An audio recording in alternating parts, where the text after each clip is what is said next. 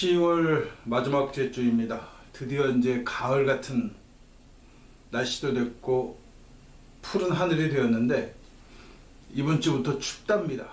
그래서 이게 가을이 없이 그냥 겨울로 들어가는 게 아닌가 할 정도로 좀 날씨도 예전 같지 않은 좀 뭔가 이상한 시대를 살아가고 있는 중입니다. 전입 가경이다 라는 말이 있어요. 갈수록 태산이다 뭐 이런 말도 있는데 보통 긍정적인 의미보다는 부정적인 의미로 더 쓰이는 말인 것 같아요.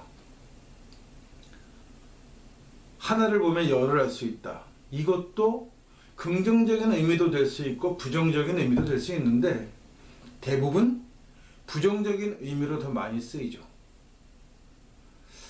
뭐 아무래도 세상 일이라는 게 뭐 전반적으로 그런 것 같아요. 무슨 일이 하나 터지면 그 사건이 마치 거대한 구멍처럼 파면 팔수록 점점점 넓어지고 그 끝을 알 수 없는 인간의 욕심이 그런 게 아닌가 하는 생각이 듭니다. 끝이 없어요. 뭐 긴 시간도 아닙니다. 불과 그 윤석열이가 탄핵되기 전까지 대통령을 한 기간이 그렇게 그닥 길지 않은데 정말 다양한 분야에서 사고를 쳤어요. 이건 뭐 이제까지 역대 대통령 중에도 이 정도까지 개판인 경우는 없었던 것 같은데 아주 심각할 정도의 문제입니다. 이게 일이 이쯤 되다 보니까 이게 무슨 일이 벌어지냐 하면 이제 주로 뭐 공무원, 뭐 군인, 경찰, 사법부 같이 세금으로 먹고 사는 조직에서 어떤 문제가 발생하느냐 하면 진보 정권이 들어올 때는 그냥 지나가는 거예요. 그리고 자기네들이 뭔가 자리를 잡고 돈벌이할 기틀을 만들고 하는 것은 숙골 정권일 때 하는 거죠. 보수라고 부르는 매국과 이 군사 독재를 기반으로 했던 철저하게 자기네 이익을 위해서 움직였던 자들이 만든 그 정권의 전통에 따라서 그 체제에서 돈벌이 할 수 있는 방법을 찾아내는 거예요. 그러다 보니까 어떤 일이 벌어지냐 하면 진보 정권이 들어올 때는 전반적으로 공무원들이 태업 비슷한 걸 합니다. 노무현 대통령 때 세게 뒤었다고 저는 표현을 합니다. 그때 공무원들이 굉장히 힘들어 했어요. 자기네들 나름대로. 왜? 그동안에 그렇게 열심히 일을 안 해도 공무원질 했는데 별 문제 없었고 대우받고 살았는데 갑자기 노무현 정권이 들어서면서 공무원들이 국민의 종 노릇을 해야 되는 게 되어버렸단 말이죠. 그러니까 불만이 굉장했습니다. 대놓고 욕들을 해요. 대통령 하나 때문에 피곤하다는 거죠. 그렇게 피곤하게 살지 않아도 되는데 자기네들이 피곤해졌다는 거예요. 며칠 전에 캄보디아 사건이 드디어 터졌습니다. 이거 작년에도 윤석열이가 대통령 할 때도 구조해달라고 했는데 구조하지 않았던 사건이 있었죠. 스스로 도망치고 뭐 숨어있고 이런 윤석열 때 사건입니다. 지금 마치 이게 얼마 전에 일어난 사건처럼 자꾸 크게 이야기하는데 윤석열 때 일어났던 사건이에요. 그때 캄보디아 대사관 어떤 행동도 하지 않았습니다. 보통 외무고시를 합격하고 외국 대사관에서 일하는 사람들을 영사라고 불러요. 이 영사들이 그런 일 하는 걸 좋아하지 않는 거예요. 내가 외무고시까지 그 어렵다는 외무고시를 합격하고 외교관이 됐는데 내가 그래 해외 공관에 나가서 기껏 그런 국민들 문제 생기는 거 뒤치다거리나 해야 돼? 내가 그러려고 외교관이 됐어? 우리가 흔히 외교관이라는 생각은 뭐 영화, 드라마들에서 많이 나오죠. 그러니까 우리나라의 문제는 뭐냐 하면 왜 강점기를 겪으면서 왜 관리들이 해오던 짓, 왜 외무 관련된 관료들이 해오던 짓을 그대로 자기네들이 하고 싶은 거예요. 지배국으로서 지배국이 그래서 근무하면서 그 대접받던 거를 그대로 대접받고 싶어 하는 거죠. 그러니까 이것들이 나 외무고시 고시 출신 외교관인데 내가 왜 별별 없는 그 해외에 있는 교포들 뒤치작거를 내가 해야 돼? 그게 내가 해야 될, 자기가 해야 될 일이 아니라고 생각하는 거예요. 자기네들은 그냥 영화에서 본 것처럼 그 최고급 뭐 호텔이나 카페나 이런 데 앉아가지고 차 마시면서 다른 나라 외관들하고 이렇게 교섭하고 뭐 이런 거를 하고 싶어 하죠. 파티에 참가하고 저녁이면 큰 저택에서 모임을 갖고 뭐 이런 것들을 하려고 자기가 외교관이 됐지, 자기는 그런 허드렛 일을 하려고 외국에 되지 않았다는 거예요. 이 유사한 것들이 군사정권이 들어서면서 사관학교 출신들이 고급 관리로 나가고 때로는 대통령도 될 수 있는 길이 열려 있으니까 이것들이 똑같은 생각을 하게 됩니다. 그래서 내가 아는 몇몇 주변의 그 사관학교 애들이 자기가 결혼을 할 때 와이프를 그 외모를 보고 골라요. 파티에 적합한가. 고급 사교 자리에 갔을 때 내 와이프가 거기에 적합한 외형을 갖고 있느냐, 교양을 갖고 있느냐, 이런 거를 보고 전략적으로 결혼을 하는 거예요. 이 사관학교 출신들 접대가 어마어마합니다. 진급의원 접대가. 이건 눈 뜨고 차마 볼 수 없는 별 개지랄들을 다 해요. 그렇게 해야 별을 달 수 있는 거죠. 윗사람들 눈에 들어야 하니까. 쉬쉬? 아는 사람 많은데 얘기 안 할 뿐이죠. 그러니까 얘네들도 내가 이렇게까지 해서 별을 달았는데, 진짜 별이라고 부르죠. 딸내 스타가 아니라 별을 달았는데 나는 니네하고 달라. 이런 권위의식은 제국주의 때부터 절대 왕조가 있던 그 왕조 시대부터 이어지고 제국주의에서 극대화됐지만, 더 문제는 뭐냐면 지배국이었던, 지배를 당한 쪽, 식민 지배를 당했던 쪽에서는 이게 굉장히 큰 문제가 되는 겁니다. 왜냐하면 지배를 하기 위해서 그 지역 출신들 중에 충성심이 좋은 자들, 아부를 잘 떨고 시키면 시킨 대로 죽는 신앙에 발바닥까지 할 수 있는 그런 개 같은 것들을 골라가지고 그 중에 머리 좋은 애들을 골라가지고 교육을 시켜서 감투를 씌워주는 거예요. 그리고 니네들은 우리하고 같아. 우리 지배계급과 거의 비슷한 존재라고 하는 말도 안 되는 권위의식을 심어준단 말이죠. 그러니까 자기네들은 다르다고 생각하는 거예요. 난 니네하고 달라. 이게 신분 사회가 이어져 오는 단락에 들어있으니까 양반이고, 그래서 과거에 급제한 영감님 소리를 들었던 겁니다. 이게 민주사회에서는 어울리지 않는 거죠. 이 민주사회가 되었음에도 신분이 깨지지 않는 이유는 최초의 시민혁명이라고 부르는 그 혁명 자체에 문제가 있었던 거예요. 이게 정말 노동자와 혹은 시민들이 권력을 잡기 위한 혁명이 아니라 자본가들이 귀족이 갖고 있는, 내가 돈이 엄청 많아져서 내 삶이 귀족과 비교해서 하나도 뒤처지지 않는데 왕족과도 흡사한 삶을 살고 있는데 신분적으로는 일반인이야. 대접받지 못하는 거죠. 일반인이기 때문에 할 수 없는 것들이 있어요. 귀족이니까 할 수 있는 것들이 있고, 그걸 하고 싶으니까 뒤에서 충동질을 해가지고 혁명을 일으키고, 실질적으로 혁명의 열매는 누가 따먹었냐면 자본가들이 따먹은 거죠. 그래서 자본가들이 귀족 자리를 차지합니다. 그런데 여기 더 재밌는 건, 만약에 귀족이나 왕족을 완전히 쓸어버리고 혁명을 했다면 조금 다른 이야기가 될 수 있었는데, 이게 원래 귀족이 없으면 내가 새롭게 자본가로서 귀족이 됐는데 폼이 나질 않아. 가오가 쓰지 않는 거죠. 그러니까 원 귀족들과 왕족을 그냥 두고 자기네들이 귀족 신분을 차지하는 겁니다. 그래서 자기네들이 귀족 신분에 올라가는 거예요. 이게 서구가 말하는 민주주의의 기본에 깔려 있는 거예요. 이게 절대 평등하지 않습니다. 처음부터 신분 제도를 그냥 그대로 가져온 거, 이름만 바꾼 것 뿐이죠.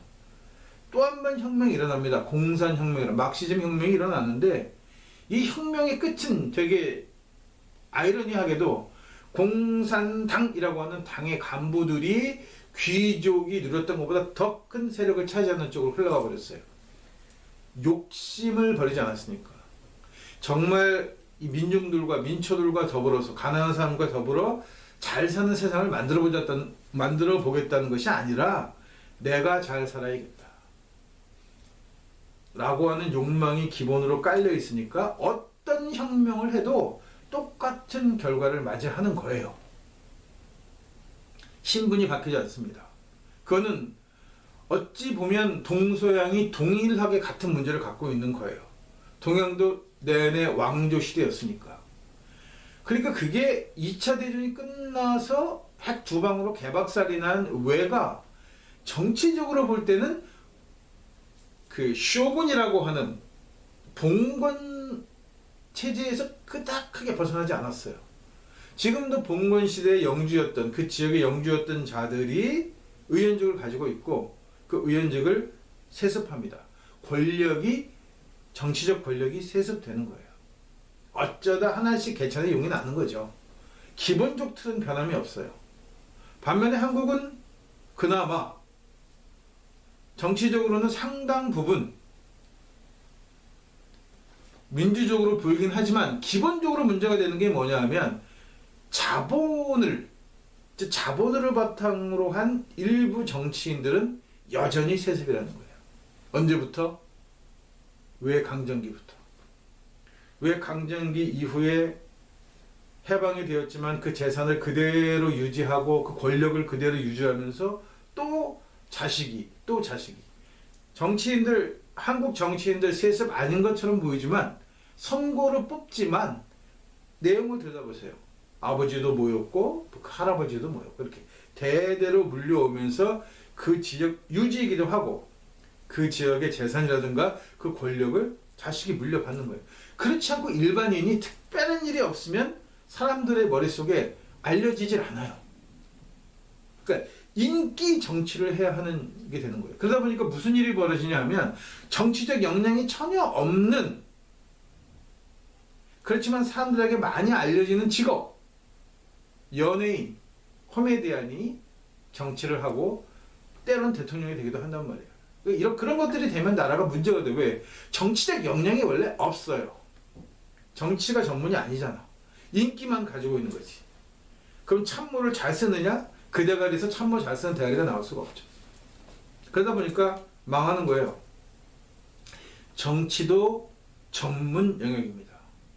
나라를 운영하고 경제적으로, 군사적으로, 복지적으로 다양한 분야에서 합리적인 생각을 하고 좋은 방법들을 찾아내지 않으면 나라는 망하는 거예요. 그 전문성이 반드시 필요하죠. 근데 이게 현장감이 없는 전문성을 갖고 있다 보니까 이 먹물들이 막 자기네들 그냥 책상에서 만들어내는 거예요. 탁상공론이라고 부릅니다. 책상 행정이라고도 해요. 탁상 행정. 개뿔도 현장일은 개뿔도 모르는 것들이 책상에서 서류 몇 개 읽고 이게 좋아 이게 좋아. 한국 법의 문제가 좀 거기 있는 거죠. 이번에 그 대법관들이 진짜 한마디로 개발적을 떨면서 개지랄을 했죠. 그러면서 국민들의 신뢰를 상실했어요.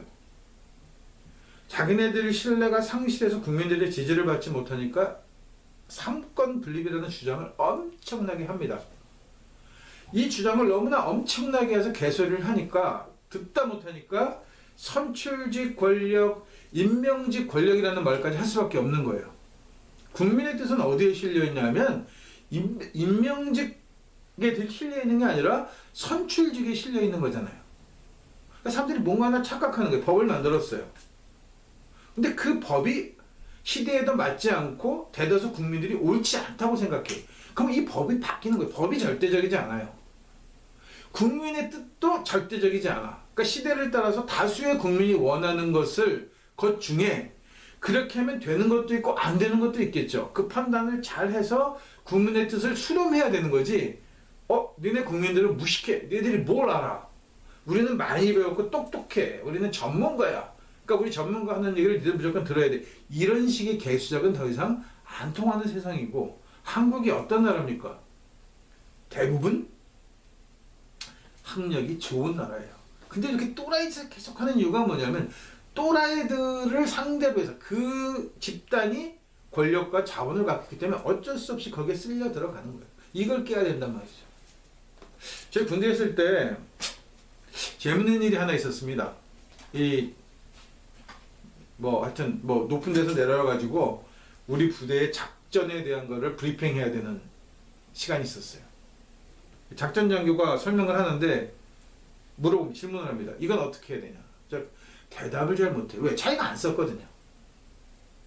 그러니까 보다 못해서 야, 이거 작전병 누구야? 상병 정도 됩니다, 계급이. 걔한테 물어보니까 그 상병이 군단, 여단, 사단 할 거 없이 그 작전 계열을 줄줄줄줄 다 얘기해요. 왜? 자기가 직접 며칠 밤을 새워서 브리핑할 자료를 만든 건 그 사병이니까. 장교 새끼는 뒤에서 담배나 뻐끔뻐끔 피면서 꾸벅꾸벅 졸다가 다 됐냐고 확인만 했지 몰라. 지금 이재명 재판에 문제가 됐던 게 뭐냐면 어마어마한 양의 자료를 있는데 그 자료를 연구원들이 보고 표시를 해주면 모든 재판이 그렇습니다. 자료를 직접 판사가 읽지 않고 연구관들이 해줘서 이게 중요한 포인트를 해주면 그것만 보고 재판을 하는 거예요. 딱 작전 장교가 자기네 섹터 내에 있는 작전 계열을 이해하지 못하고 전반적으로 이해하지 못하고 작전명예가 이거 중요한 거고 동그라미 쳐준 것만 외우고 나가서 브리핑을 하니까 안 되는 거죠. 망하는 겁니다. 당연하지 않아요, 그게. 왜 그럴 수밖에 없냐면 당시에 제가 근무할 때 80년대인데 80년대에 작전병을 하든 즉 머리를 좀 쓰고 해야 될 쪽 애들은 학력이 되게 좋은 애들을 뽑아서 시켰으니까 감이 안 되는 거예요, 장교 애들이. 걔네들 머리나 그 노력에 미치지 못하는 거란 말이에요. 그럼 그런 사람이 작전도 세우고 장교도 되고 군인도 돼야 하는데 구조가 그렇지 않단 말이에요, 사회적 구조가. 정치판도 마찬가지인데 사법부도 보니까 그렇더라고요. 머리 좋으면 뭐합니까? 자기가 직접 들여다보질 않는데. 사람 시켜서 중요한 골조만 뽑았는데 이 사람이 뽑은 게 맞다는 보장. 그 판단을 하라고 그 어려운 시험을 통과시켜서 법관을 만든 거잖아요. 근데 그걸 안 해, 자기는. 이게 무슨 엿 같은 경우입니까? 나라가 망하는 데는 반드시 이유가 있습니다. 나라가 어려워지고 국민들의 삶이 어려워지는 데는 반드시 이유가 있어요. 법이 법 같지 않아서 국민들이 그 법, 니네는 개판이라고 얘기해야 되는 이유가 있단 말이에요. 근데 그걸 몰라. 모르면 영원히 못 고치는 겁니다. 알아야 고칠 수 있는